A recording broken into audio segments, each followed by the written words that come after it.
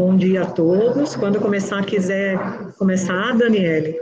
A doutora Daniele vai falar sobre dor pós-AVC, é um tema super importante que a gente pode pegar em nossos pacientes, né? Assim, é bem importante a gente saber como é que fazer o diagnóstico, correlacionar com o evento e o tratamento. Tá ótimo. Bom dia a todos. Essa aula é uma aula bem curta, assim, eu não aprofundei, porque eu acho que cada tipo de dor pós-AVC mereceria uma aula só para a gente conseguir esgotar todas as possibilidades. E a ideia aqui é só dar um panorama geral dessa condição que está, inclusive, é abordada também no nosso guideline de reabilitação pós-AVC, e é uma condição extremamente prevalente nos nossos pacientes. E aí, o que acontece com a dor? Eu quis começar assim com esse poema, porque eu acho que transmite muito do que a gente acaba pensando mesmo pelo nosso jeito de abordar. Eu estou generalizando, mas eu acho que com certeza vocês são exceção, mas de uma maneira geral, a dor ela é muito encarada como esse poema, né? Uma pessoa que sente dor aqui relatou. Né? E a dor? Não gosto de falar da dor. Para eu que falo, torna-se mais dor. Para quem ouve, perde o seu valor. Sofrê-la com intensidade, mesmo detestando-a, aceitá-la, com anteparos sem subterfúgios. Não é por ela que o mundo acaba, mas é a partir dela que o mundo se faz mundo, dolorosa e ricamente.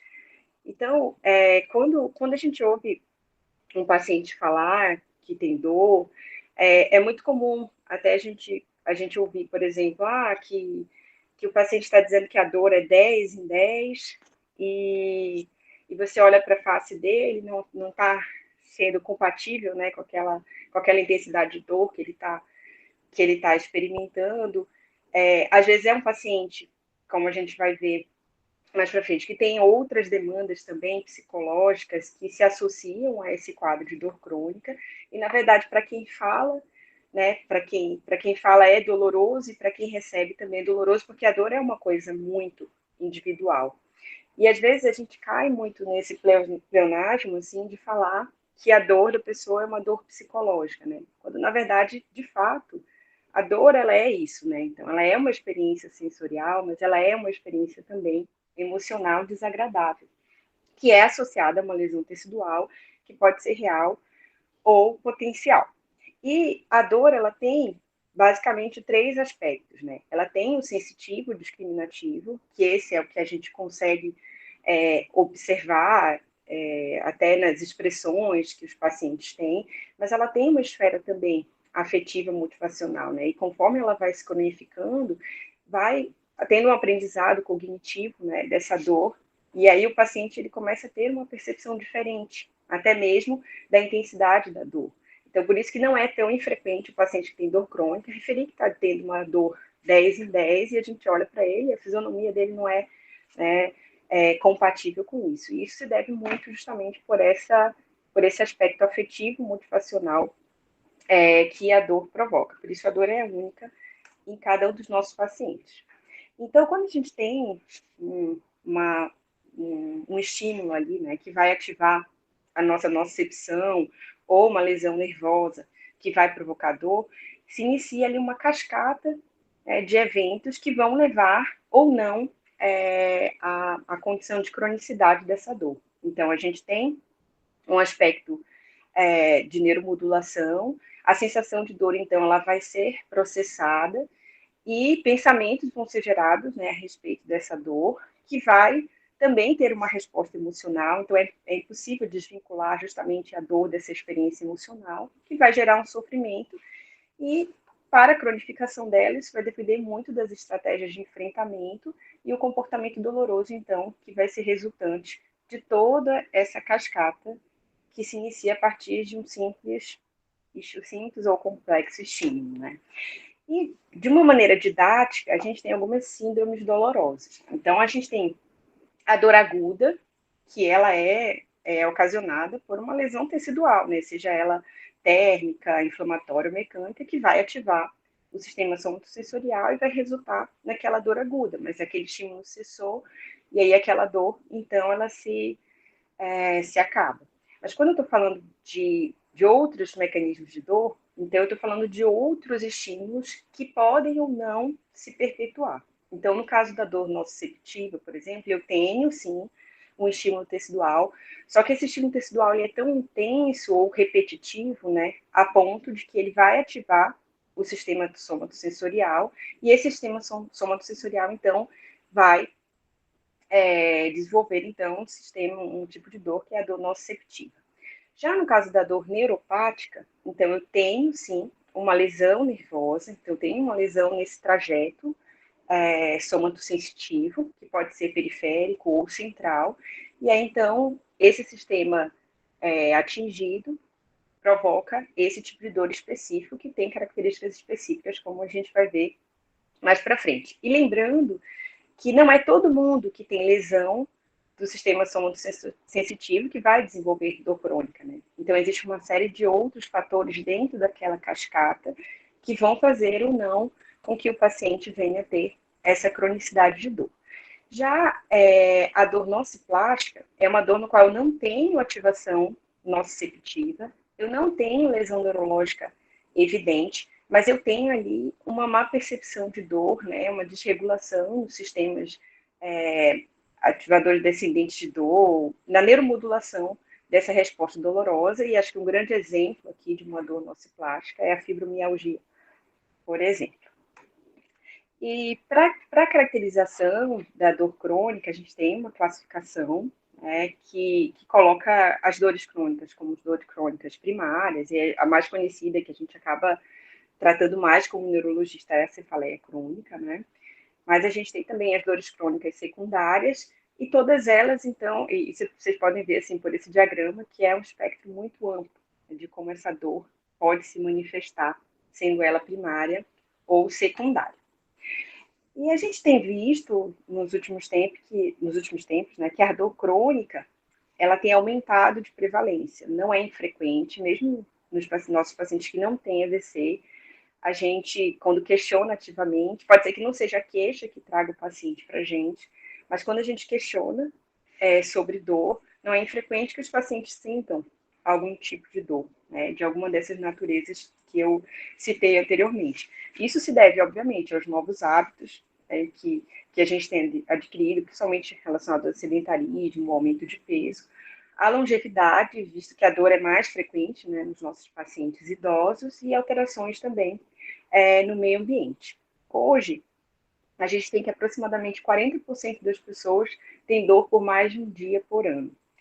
E dessas, tem um estudo que foi feito aqui em São Paulo, teve uma variabilidade muito grande, né, de prevalência, mas cerca de 7 a 40% das pessoas aqui em São Paulo tinham algum tipo de dor crônica.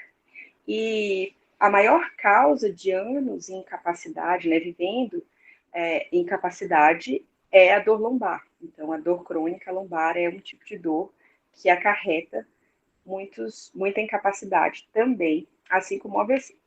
Falando agora especificamente da dor pós-AVC, 50% é bem variado, né, nos estudos essa prevalência, mas pode chegar até 50% dos pacientes com AVC venham desenvolver algum tipo de dor crônica. Sendo que um dos tipos mais comuns é a dor central e a dor músculo-esquelética, como eu vou falar. E acontece que muitas vezes ela é subrelatada, né? Porque a gente tem uma limitação a mais, né? Então, uma dificuldade a mais em relação ao AVC, porque a gente tem pacientes que estão afásicos, então que a gente vai ter uma dificuldade de interpretação dessa dor, uma descrição, né? Já que, como eu falei anteriormente, às vezes a fisionomia não é compatível com a intensidade da dor que aquele paciente está sentindo, então ele precisa expressar, e a gente tem essas barreiras de linguagem. A gente tem a questão da negligência e os déficits cognitivos também, que vão ser aí uma barreira para a gente tentar mensurar a dor nesses nossos pacientes. E, como consequência dessa dor crônica, nos nossos pacientes com AVC, a gente vai ter pacientes que vão ter mais transtorno de sono, a dor crônica está associada ao declínio cognitivo funcional, fadiga crônica, inclusive depressão com aumento do risco de suicídio.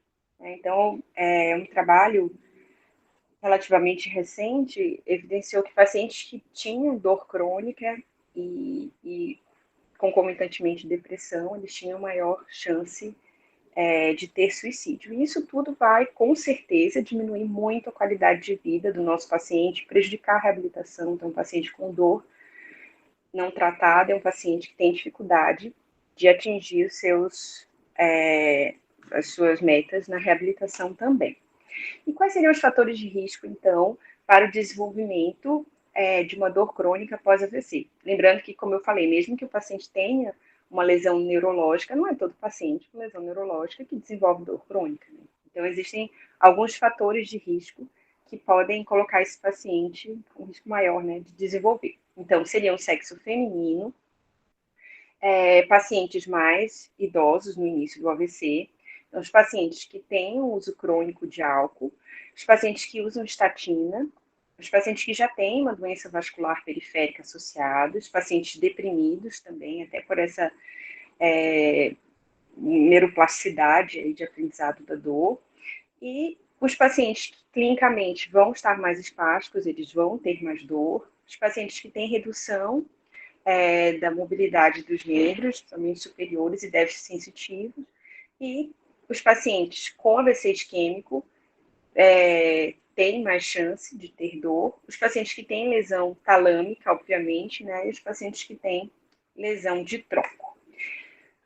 E os mecanismos dessa dor são bem complexos. Né? A gente tem a classificação dos tipos, mas os mecanismos eles acabam se sobrepondo. Né? Então, eu tenho pacientes que vão ter alteração central, que vai envolver o tálamo, mas também o córtex, pode ser somente pela alteração do córtex somosensorial.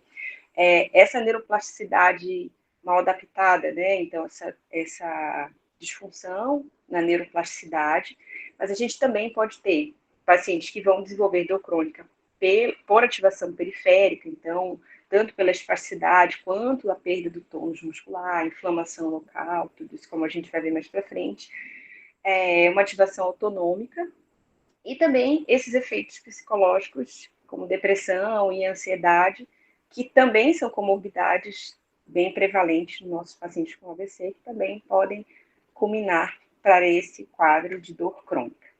E os principais mecanismos que causam dor no paciente com AVC, os principais tipos de dor, na verdade, é a dor nociceptiva e a dor neuropática.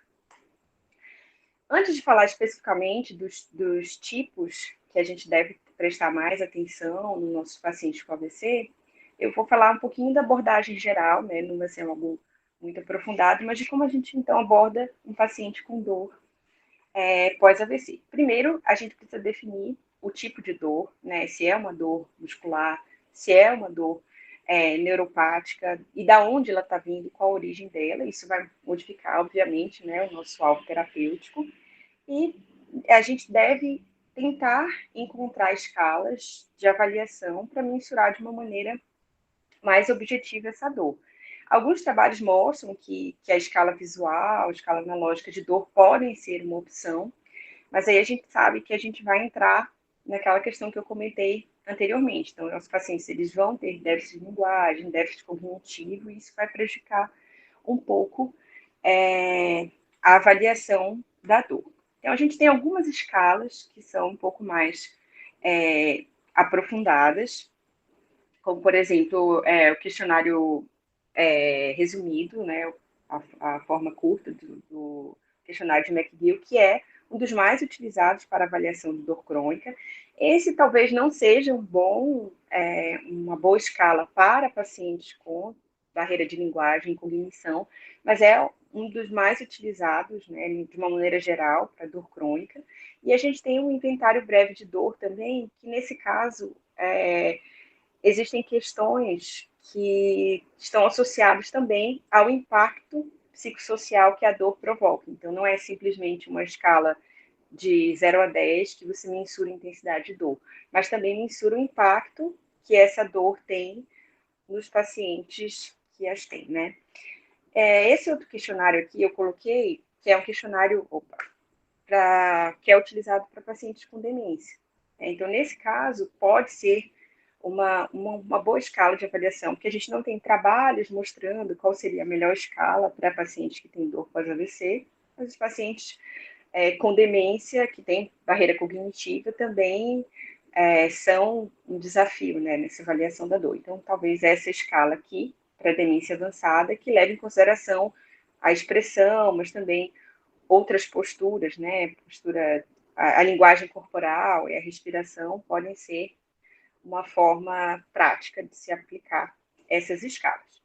E com relação ao... Dani, só um instante, quem está autorizando, gente, vê se tem gente, a Nath acho que está tentando entrar sem conseguir. Desculpa, Dani. Ah, imagina, doutora. Eu acho que é a doutora Mara, né?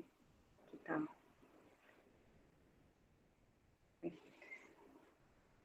Deu certo, doutora? Eu vou continuando aqui, então. Em relação aos princípios gerais de dor, isso vocês já sabem, né, que com certeza o principal tratamento para dor é o analgésico, né, que pode ser opioide ou não opioide, e juntamente, quando a gente fala de dor crônica, né, então quando a gente não está falando só de dor aguda, mas a gente está falando de dor crônica, a gente vai precisar de terapia adjuvante, que pode ser medicamentosa, ou terapias não medicamentosas não invasivas. A gente tem também as modalidades de terapias que são invasivas. Nessa escala de tratamento de dor da OMS, ele leva em consideração, então, a intensidade da dor para que se seja feito um plano terapêutico de dor, né? Lógico que isso vai depender muito do tipo de dor, do paciente que a gente está tendo, das interações medicamentosas que a gente pode ter.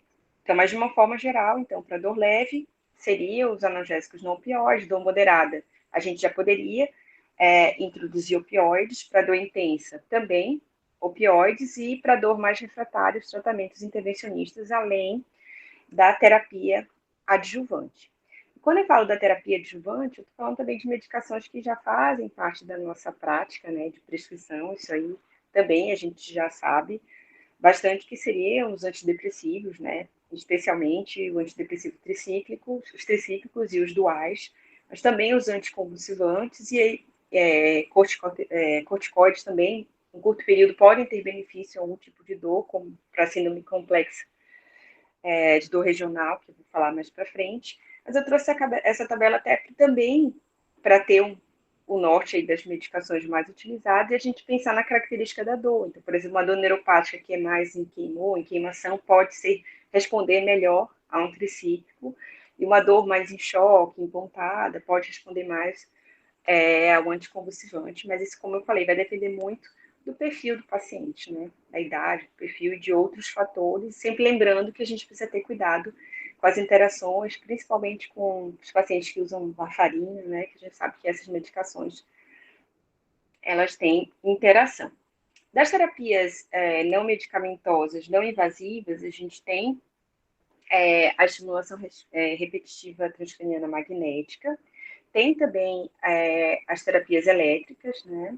Tanto a neuromuscular quanto a funcional, e as outras terapias, como a terapia ocupacional, fisioterapia, que também vão ter um papel também bem importante. Se o Vinícius estiver online, com certeza, no final, eu acho que ele vai conseguir complementar e acrescentar muito mais do que eu nesse sentido, e as terapias intervencionistas, com os bloqueios, tanto anestésicos quanto bloqueios com toxina botulínica, e a neuromodulação invasiva, com implantes de DBS, que parece não ter resultados assim tão promissores para os tipos de dor pós-AVC, especificamente. E entrando agora numa área mais específica, né, quais seriam os subtipos de dor pós-AVC que a gente tem? Então, a dor central, que é uma das mais frequentes, a dor musculoesquelética, a dor associada à espasticidade, a síndrome da dor complexa regional e a cefaleia pós-AVC. Quando a gente tenta colocar essas dores aí num diagrama, né, a gente vê que realmente a dor musculoesquelética, ela vai ter uma participação muito importante, até porque mesmo que o paciente tenha uma dor central, por exemplo, essa dor central, ela pode ser um gatilho, um estímulo para que também a gente tenha síndrome dolorosa miofascial, contraturas musculares associadas, seguido também da síndrome do ombro doloroso, que também é, assim, acho que é um gargalo aí também, um fator desencadeante muito importante da dor pós-AVC, e a dor central e a dor complexa regional. Falando da dor central, a gente tem que ela é muito comum, né? Então, ela é uma das mais comuns. Cerca de 1/3 dos pacientes que têm AVC vão desenvolver, que tem dor pós-AVC, vão desenvolver esse tipo de dor. E ela geralmente costuma se desenvolver 3 a 6 meses após o início do AVC, que é justamente quando o paciente começa a recuperar o seu déficit sensitivo. Né? Então, aquele paciente que tem uma anestesia ou um déficit sensitivo muito importante no início, conforme a recuperação dele vai acontecendo nesse período de 3 a 6 meses, é o momento, então, que essa neuromodulação disfuncional começa a acontecer. E aí o paciente começa, então, a melhorar de uma coisa, mas aí começa a desenvolver a dor crônica. E essa dor ela vai ser mais frequente nos pacientes que têm lesão talâmica e hemisférica do lado direito. Tá? E os fatores de risco para o desenvolvimento dela, ao contrário da dor geral, né, da dor pós-AVC geral, que é mais comum em idosos, os pacientes de idade jovem têm fator de risco maior para desenvolver. Isso provavelmente deve ser porque eles se recuperem, talvez, mais facilmente da perda sensorial, e isso acaba sendo aí um fator de risco para eles, né? Os pacientes que têm depressão, os pacientes que têm tabagismo, e também é dependente, é mais frequente nos pacientes que têm uma severidade maior do AVC. E aí, a gente tem vários tipos, né? Desde a dor que ela vai ser contínua, sempre com essa sensação de queimação, sensação de dor neuropática mesmo, né? Que é uma dor neuropática. Até a gente ter também a síndrome de Dejerine-Rousseau, que é uma dor associada a uma hiperalgesia, e a lodinha interictal também é bastante intensa. Quando eu falo do tratamento específico desse tipo de dor central, a gente vai ter o tratamento medicamentoso, que também não é segredo para a gente, né? A gente é bem habituado a tratar dor neuropática, e nesse caso é uma dor nesse sentido, então a gente vai utilizar antidepressivo, medicações anticonvulsivantes. Existem trabalhos mostrando que para o alívio imediato, lidocaína e ketamina EV podem ser uma opção, principalmente nessa síndrome de Dejerine-Rousseau, os pacientes realmente têm dor muito intensa. E o curto período de metilprednisolona oral, por algumas 2 semanas, ali servindo até com alguma ponte, pode ser uma boa opção, meio parecido, né, corticoide, como a gente faz para neurologia do trigêmeo, por exemplo, que a gente faz uma ponte ali com corticoide. E inicialmente tinha-se uma ideia de que levetiracetam poderia ser uma excelente opção para esse tipo de dor, mas os últimos trabalhos mostraram que os resultados também não são tão diferentes do que a gente já tem com as outras drogas. Invariavelmente, o paciente vai precisar de terapias de reabilitação, mas algumas dores mais refratárias podem se beneficiar de neuromodulação, principalmente a estimulação transcraniana magnética. A gente não tem grandes trabalhos, né, mostrando a eficácia para esse tipo de dor, mas existem algumas séries de casos e alguns trabalhos mostrando que a estimulação do córtex motor desses pacientes com dor crônica pode ter benefício, sim, pelo menos no alívio temporário dessa dor. E tem um trabalho pequeno também, mostrando que a estimulação calórica vestibular pode ser uma opção também no alívio imediato das crises de dor mais intensa, enquanto a terapia adjuvante começa a fazer, então, o seu efeito. E aí o guideline que eu citei no início, né, o guideline de reabilitação pós-AVC, também coloca algumas dessas terapias, coloca que a amitriptilina e a lamotrigina podem ser os tratamentos, são razoáveis, né, para ser o tratamento de primeira escolha, o tratamento farmacológico de primeira escolha. E também coloca que a gente pode ter opção também dos gabapentinoides, como pregabalina, gabapentina, carbamazepina, e também, não sei se eu coloquei aqui, eu acho que ficou na outra página, que também coloca que pode ser razoável a estimulação também para esses pacientes. Um outro grupo de dor que também é um pouco mais intuitivo, né, o seu tratamento, é a dor associada à espasticidade. Obviamente, o tratamento dessa dor vai ser o tratamento da espasticidade. Como a gente tem muitos pacientes que acabam evoluindo para a espasticidade, então também acaba sendo uma dor bastante prevalente, em que a gente vai ter um componente neuropático, mas também vai ter um componente nociceptivo da dor pela contratura muscular, né, pela ativação muscular intensa que esses pacientes têm.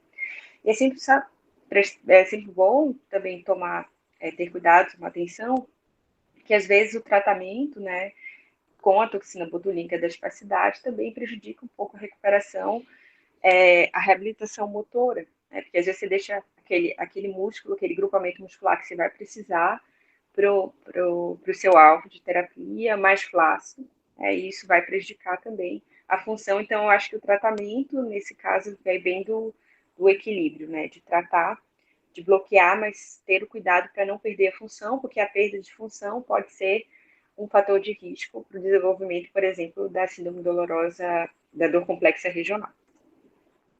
Com relação à dor musculoesquelética, a gente tem dois tipos, né, que vão ser as contraturas musculares e as doenças associadas às articulações. Sendo que a mais frequente associada a problemas articulares ali do nosso paciente com AVC vai ser a síndrome do ombro doloroso, isso que vai acometer 25% a 50% dos pacientes que têm dor pós-AVC, e é a dor nociceptiva mais comum.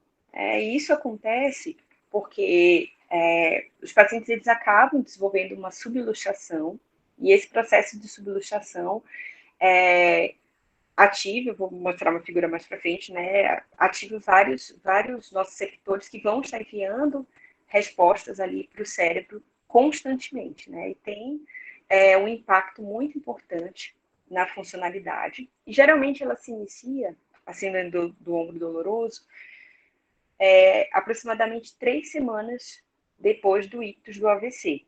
Mas ela é muito mais frequente quando a gente começa a ter a fase espástica, né? Então, na fase flácida é que eu começo a ter a subluxação. Então, se eu não presto atenção na posição do ombro do meu doente, então esse vai ser o momento que eu vou estar expondo ele ao fator de risco que vai levar com que ele desenvolva dor quando ele tiver um componente mais espástico. Então, como eu falei anteriormente, isso acontece principalmente no ombro, pode acontecer no quadril, no joelho, no cotovelo, mas acontece principalmente no ombro porque a articulação do ombro é a articulação mais complexa, né, que a gente tem no nosso corpo. Então, realmente, o estímulo nociceptivo ali é muito importante. E, então, a gente tem que tomar cuidado e prestar atenção quando esse nosso paciente chega assim com esse ombrinho caído aqui, né, com esse ombrinho fora totalmente desalinhado. Pode ser que ainda não esteja subluxado, mas é um caminho para, né, principalmente se o membro for muito flácido. E aí a gente precisa avaliar com bastante cuidado para prevenir que o paciente evolua, então, com essa dor. Então, um dos principais alvos aí que a gente pode ter na prevenção é conseguir mobilizar, conseguir posicionar esse ombro da maneira correta. Então, quanto mais precoce, ainda na internação, o paciente já puder mobilizar, fazer exercícios passivos, né, de mobilidade, e também, nesses intervalos, ter um posicionamento adequado do seu ombro, menor a chance também dele desenvolver a subluxação e a dor crônica associada a ela. Tomar cuidado também na hora de vestir o paciente, né? Então, é ideal que, principalmente nesse momento, o paciente não eleve o braço acima de 90 graus, né? Então, é preciso ter uma posição adequada, que o pessoal da reabilitação sabe bem, é treinado para isso, para que diminua a chance que esse paciente venha a ter subluxação. Então, são algumas medidas simples aqui que a gente pode ter, como colocar apoio para posicionar melhor o ombro, né, orientação na hora desse paciente dormir também, quando ele estiver no leito, né, também sentado, e também pensar no jeito mais adequado de posicionar esse ombro para que não fique naquela postura daquele primeiro paciente que eu mostrei. Então, é importante o mesmo guideline da American Heart coloca para a gente, então, que faz parte da nossa avaliação da equipe multidisciplinar que cuida do paciente com AVC, também olhar com cuidado para a articulação do ombro e pensar nas estratégias de tratamento, aí que eu vou comentar para vocês achei que tinha colocado, não coloquei. Então, vou colocar aqui algumas estratégias de tratamento. Então, para esse tipo, além dos anestésicos, dos analgésicos, desculpa, e das medicações anticonvulsivantes e antidepressivos, que talvez não tenham tanta eficácia, porque não é uma dor primariamente neuropática, né? É uma dor nociceptiva, a gente vai ter aí a estimulação elétrica neuromuscular como uma possibilidade de tratamento. Então, o TENS, que a gente ouve falar bastante, né? É uma possibilidade de tratamento para esse tipo de doente. Algumas terapias adjuvantes, como acupuntura, injeção local de corticoide, mas dificilmente esses pacientes que já têm a subluxação não vão precisar de um tratamento cirúrgico para reposicionamento da articulação, porque enquanto a articulação não estiver no lugar, a mensagem vai continuar sendo enviada ali e vai ser difícil combater, então, esse processo. Para finalizar, eu trouxe também aqui um outro tipo de dor que também é frequente no paciente que tem pós-AVC, no paciente que teve AVC, que é a síndrome da dor complexa regional. É uma dor super difícil de tratar, né? Eu não tenho muita experiência, mas dos pacientes que eu vi, é realmente uma dor que incapacita muito e que geralmente é muito complexa de tratar, porque a gente acaba precisando de várias terapias aí de tratamento. Então, o paciente que tem a síndrome da dor complexa regional, ele vai ter dor, obviamente, mas ele vai ter edema, ele vai ter alterações vasomotoras e, em alguns estágios, pode ter até desmineralização associada, né? Um processo de osteoporose também associado nesse mesmo acometido. Então, não é infrequente a gente encontrar esses pacientes aqui, né, no nosso ambulatório, na nossa prática, né? Então, aquele paciente que fica com a mão mais edemaciada, tem alterações de temperatura, alterações, ou o membro fica muito pálido, ou ele fica geralmente mais avermelhado, né? Como a gente pode ver aqui, pelas alterações vasomotoras, e isso com certeza vai limitar muito, né, a reabilitação desse paciente. E o principal fator de risco para o desenvolvimento da síndrome da dor complexa regional no paciente pós-AVC é justamente a subluxação do ombro. Então, a dor musculoesquelética do ombro associada a essa subluxação vai ser o principal fator de risco. Então, é uma coisa em cadeia, né? Então, se eu começo a tratar e a prevenir desde que o paciente teve o AVC, então, na fase flácida do AVC, eu tenho maior chance de que essa cascata não se desenvolva até chegar numa dor que é mais complexa de ser tratada, como o próprio nome diz, né? E o tratamento ele vai ter como meta a mobilização e um trabalho de força, controlar o edema e o estabelecimento de técnicas de dessensibilização, que também podem ser associadas. E um tripé aí de tratamento vai ser o bloqueio, né, do gânglio estelado, é uma possibilidade com toxina botulínica, então, para tirar o componente disautonômico, os agentes farmacológicos e a terapia em espelho, que também é uma terapia bem interessante, né, que o paciente ele coloca a mão que está afetada por trás do espelho, né, e a mão boa imobiliza a mão boa e a imagem refletida ali poderia mudar um pouco a percepção que o paciente tem do membro dele que de fato está acometido. E aí o tratamento farmacológico pode envolver memantina. Eu tenho alguns trabalhos mostrando que a gente pode associar a memantina nesse tratamento. Os gabapentinoides, a carbamazepina e alguns tipos de antidepressivos, principalmente a amitriptilina. E aí é basicamente isso que eu queria falar para vocês. Como eu falei, é um apanhado mais geral para a gente ter uma ideia de quais mecanismos aí, mas com certeza cada uma dessas dores daria várias aulas específicas para a gente conseguir abordar mais profundamente, principalmente sua prevenção e seu tratamento. É isso, obrigada.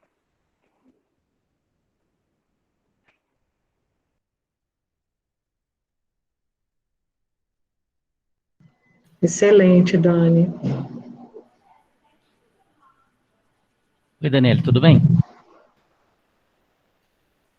Acho que você está muda. Oi, Vinícius. Tudo bem? Sim, Vou passar para tudo bem. você agora, hein? Não, na verdade, só queria comentar algumas questões. Muito obrigado, muito parabéns pela aula. A experiência que nós temos em centro de reabilitação maior, como o SARA, né? Muitos pacientes chegam após AVC com uma dor que, teoricamente, em uma proporção, uma frequência de dor que, teoricamente, não deveria ser o real, né? Muitos pacientes chegam com síndrome da dor do ombro hemiplégico, mais do que a gente esperaria, né? Apesar de na literatura ter dor central um pouco mais prevalente, o que a gente vê na prática, talvez por questões até de falta de acesso na reabilitação e falta de atividade para evitar que o paciente evolua com síndrome da dor do ombro hemiplégico, é uma frequência muito maior desse tipo de dor aqui. O paciente interna para fazer reabilitação, geralmente a gente não pega tão na fase aguda, o paciente sempre reclama da dor do ombro. Não necessariamente tem subluxação, a gente sabe que não começa com subluxação a dor, né? O paciente tem dor, posteriormente aparece ou não a subluxação. Só que, assim, é uma frequência absurda, mais do que a gente esperaria, né? Considerando a frequência que é colocado nas publicações, apesar de ser muito diferente, né? A frequência varia de 1 a, sei lá, 25%, 30%, depende da coorte. Mas o que a gente vê é que esses pacientes têm pouco acesso à reabilitação, eles não fazem a prevenção adequada anteriormente, não fazem reposicionamento, não fazem fortalecimento da musculatura da cintura escapular, essas questões todas que são feitas aqui. A gente acaba pegando a consequência disso aqui. Então acaba que a gente não consegue tratar muito na prevenção. Acaba que a gente acaba pegando no tratamento. Esses pacientes, né, eles evoluem com uma dor que às vezes pode ser incapacitante. Muitos aqui evoluem com síndrome de dor complexa regional, principalmente que eles já têm um tempo de AVC e tem uma dor do ombro hemiplégico já há um tempo e acaba virando aquele circuito vicioso, mais dor, mexe menos, piora a dor, isso vai piorando. E a dor que vocês veem mais no SARA é a osteomuscular mesmo, Vinícius? É mais do que a central, né? Disparado. Disparado.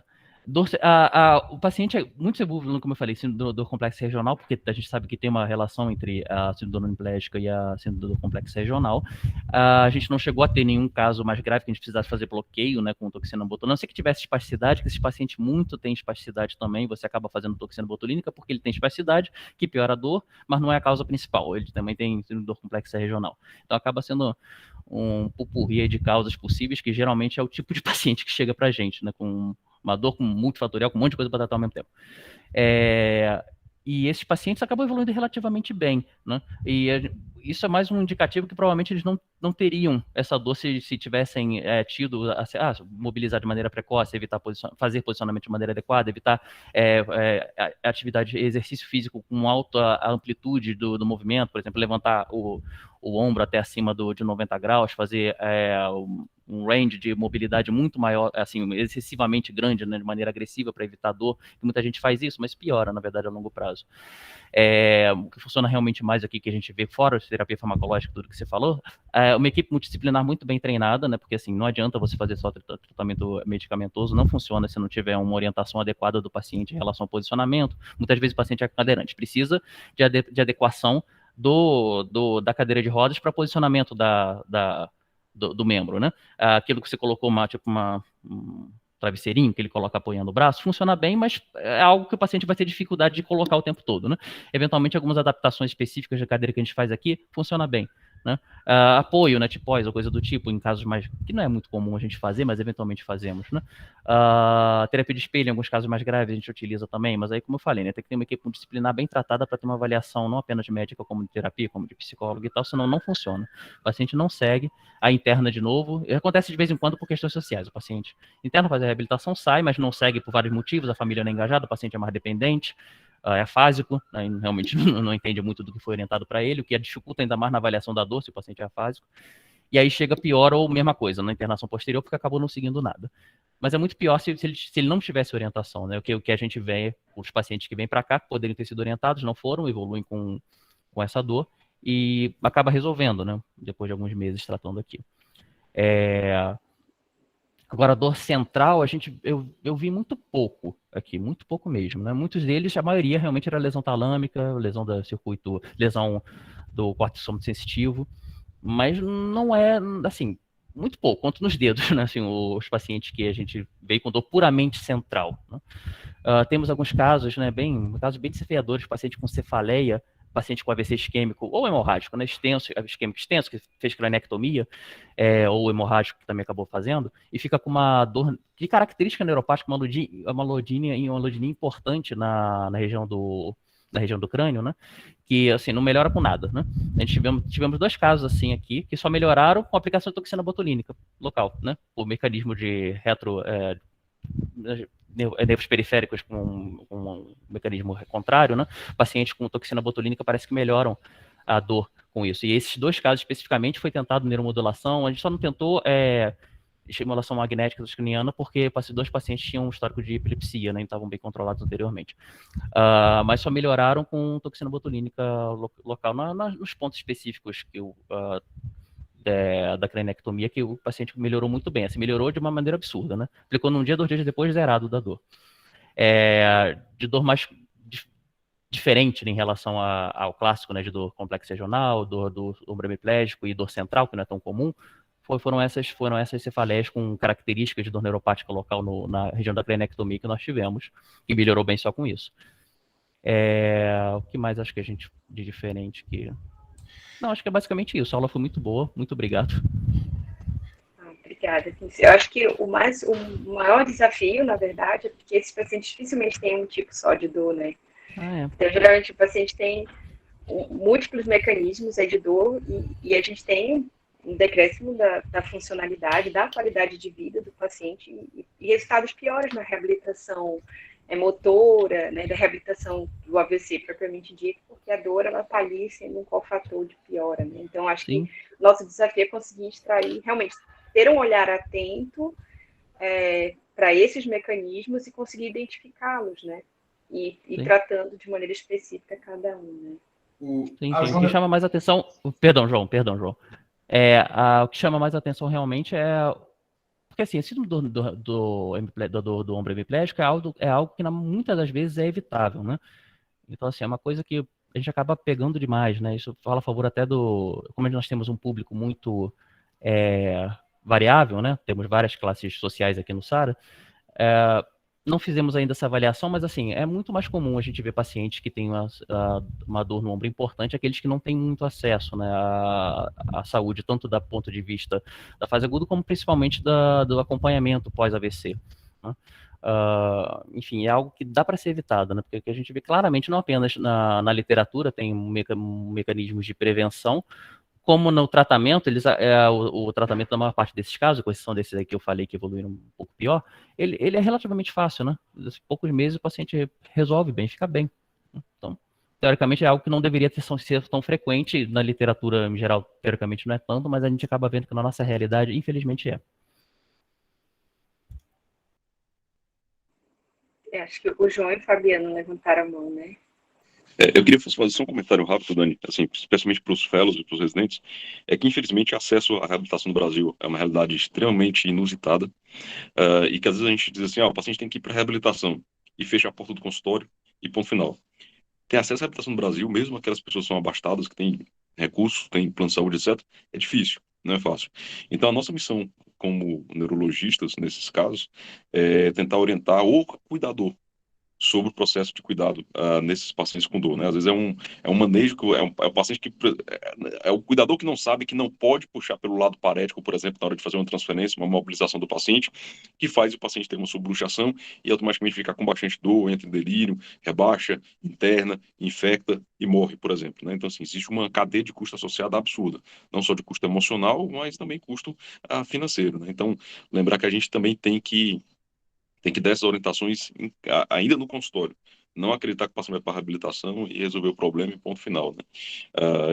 No Brasil, a gente tem poucos grupos de cuidadores de pacientes com AVC, né? Existem associações, mas grupos organizados por neurologistas, por exemplo, por equipe multi, em unidades específicas, nos hospitais, isso é muito raro acontecer, apesar de estar no protocolo, né? O protocolo da American Heart, inclusive a Joint Committee, coloca como um dos requisitos para acreditação de Comprehensive Stroke Centers, por exemplo, educação em AVC, você informar a família, informar o cuidador ou o paciente sobre o processo de cuidado, né? Então, só para os fellows, por exemplo, vocês ficarem atentos a isso, que a nossa responsabilidade não acaba quando o paciente sair do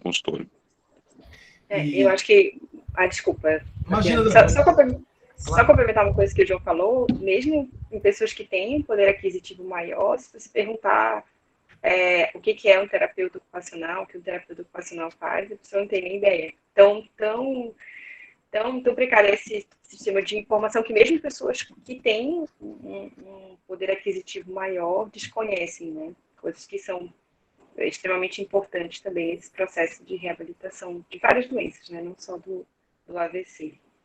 E aí, Dani, sobre dor crônica, eu acho que tem uma perspectiva interessante, porque uma das perspectivas de dor crônica é um erro preditivo, né, cerebral, e a pessoa passa a distorcer a percepção que ela tem. Então, você tem, por exemplo, como ferramenta, a terapia cognitivo-comportamental para tirar o que é dor do que é sofrimento, porque esse sofrimento vira um ciclo vicioso, como o Vinícius tinha comentado. A própria meditação tem evidência na dor crônica, porque você acaba modelando ou modulando de que maneira você permite a construção desse incômodo para virar o que vira. E como erro preditivo, a gente tem nas microdoses de psicodélicos um futuro interessante nesses pacientes com dor crônica com fibromialgia. A fibromialgia parece ser um erro preditivo íntero, próprio e esteroceptivo, e talvez o reset dessa predição com microdose de LSD, ayahuasca e por aí que a gente tem as possibilidades, parece ser outra perspectiva interessante. A gente já consegue fazer isso em parte, né, é um pouco do papel da meditação e da TCC, mas pode ser que a gente veja como o zumbido, né? O zumbido, depois de um tempo, deixa de ser um problema do ouvido e passa do cérebro. A depressão é um erro preditivo cerebral que tem alguns trabalhos mostrando benefício com microdose de psicodélicos que são muito mais seguros do que a maioria das drogas que a gente tem liberado, inclusive. Então, tem muita perspectiva interessante nesse sentido, e o cérebro como modelo preditivo e a dor como um erro de predição contínuo pode se encaixar bem. E aí é legal, Dani, que você colocou essa questão do estímulo do córtex motor. Eu até mandei no grupo agora um trabalho da Molecular Psychiatry, que é uma revista da Nature, mostrando como todos os transtornos psiquiátricos acabam tendo no córtex motor sua disfunção, e por isso que tem tanta gente que mesmo na estimulação para dor crônica, depressão, pânico, estimula o córtex motor com alguma evidência. Então, é bem interessante como essa divisão nossa de aferência e eferência, dor e ação, está tudo muito mais ligado do que a gente presume na nossa didática atual. E você falou das substâncias psicoativas, e só abrindo um parêntese aí, né, em relação ao canabidiol, para esse tipo de dor, as evidências, porque o canabidiol, talvez uma das indicações, né, mais que tenha mais evidência, talvez seja para dor crônica, né, apesar de não ser nem a primeira nem a segunda linha de tratamento, mas para esse tipo de dor pós-AVC, os resultados não são tão bons, apesar de não ter um trial específico, né, para isso. Talvez a dor oncológica seja a que tem um pouco mais de benefício. Né? Com THC ou sem THC, Dani? Só CBD? Com THC.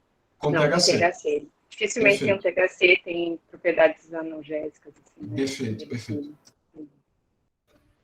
Só forçando o que o João falou, isso é muito importante, né? Porque assim, a orientação e a participação da família, o cuidador, seja ele quem for, o ideal é que seja alguém da família, mas não necessariamente, faz parte, inclusive, dos guidelines de reabilitação, está lá no primeiro itemzinho, né, do tratamento da dor, né?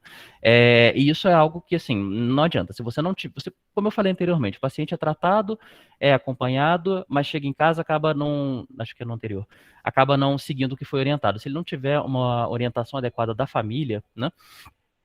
Acho que é antes disso, da família, acaba não seguindo o tratamento adequado.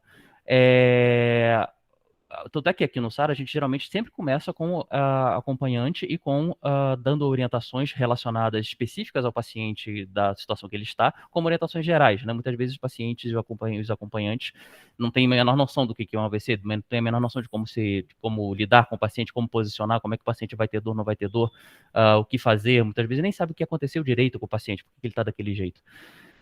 Então, assim, ter uma equipe multidisciplinar, interdisciplinar muito bem estruturada, não apenas isso, também ter alguém da família ou um cuidador que esteja atuante, que receba as orientações e que siga, é vital. Se você não começar com isso, né, isso dá para começar, né, teve AVC, logo depois já dá para começar a fazer isso, né, mas se você não tiver pelo menos isso, o resto tudo que você vai fazer não funciona.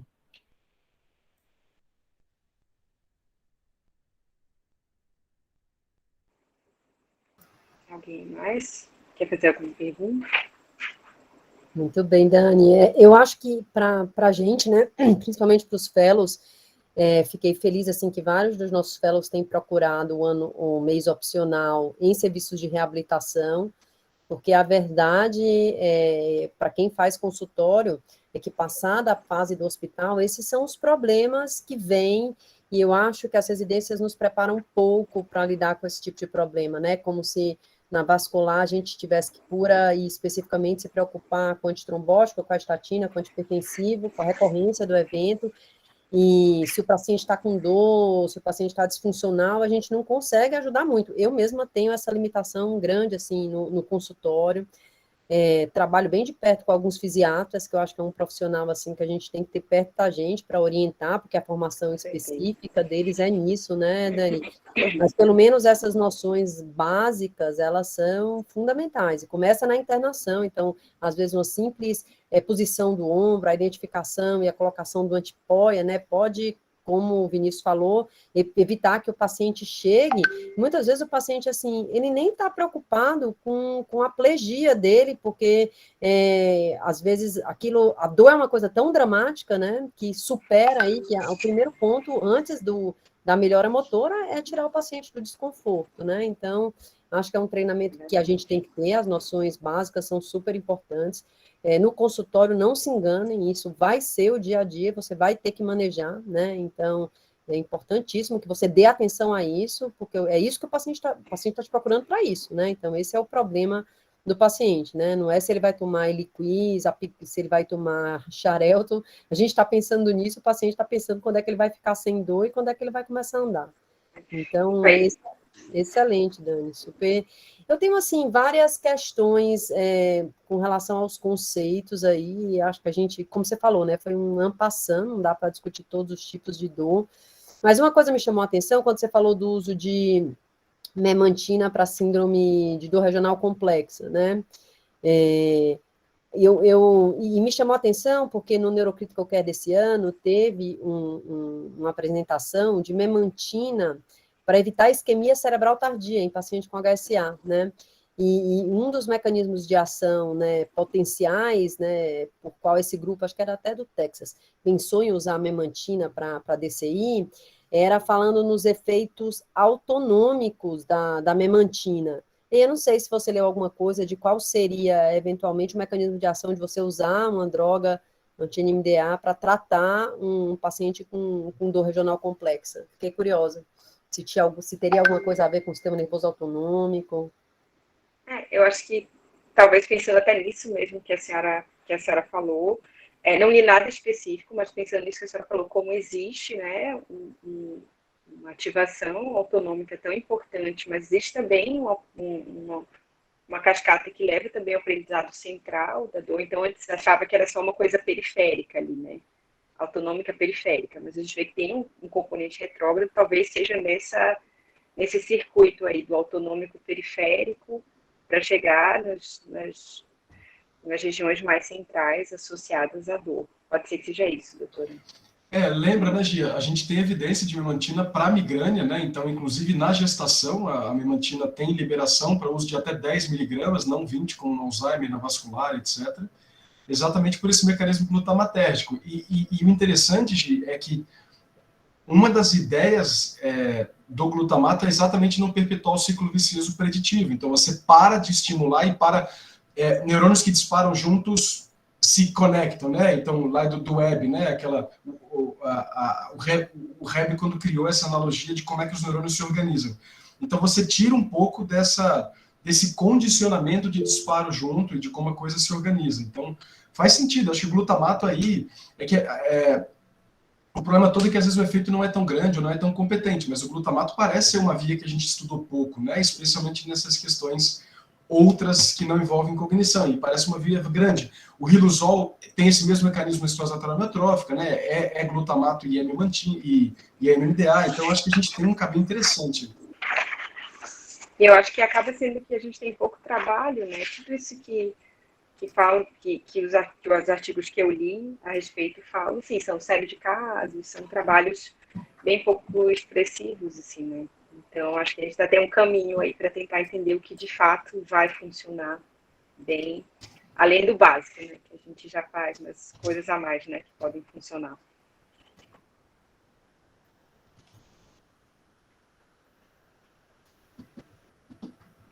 Muito bem, Dani. Excelente. Maravilha. E um tema importante, o ombro, né, Dani, e o Vinícius comentou tanto, o ombro é tão comum, doloroso, e a gente, se a gente não está esperto, a gente subestima muito com os pacientes, né? Então, só de você lembrar que existe a definição e o contexto muda muito a como a gente avalia os pacientes. E é uma cascata, né?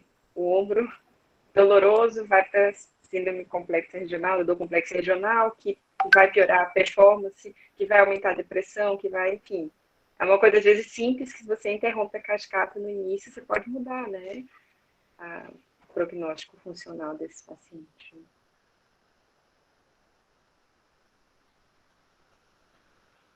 Muito bem, gente. Ó, você vê aí, a Annelisa está na CD, fazendo aí o eletivo dela, né? Acho que é uma formação que a gente tem que tentar agregar. A gente tem no Brasil, assim, uma das maiores investigadoras em reabilitação pós-AVC, que é a Adriana Conforto, né? Então, as pesquisas da Adriana com neuroestimulação são fantásticas, então a gente chama ela um dia para dar aula para a gente. Mas acho que é uma avenida que a gente tem que, pelo menos, ter os conceitos básicos, né? Não dá para não saber. Parabéns, Dani, por trazer o tema para a gente. Obrigada. Vamos lá, meio-dia, Marita? Tchau, gente. Bom dia.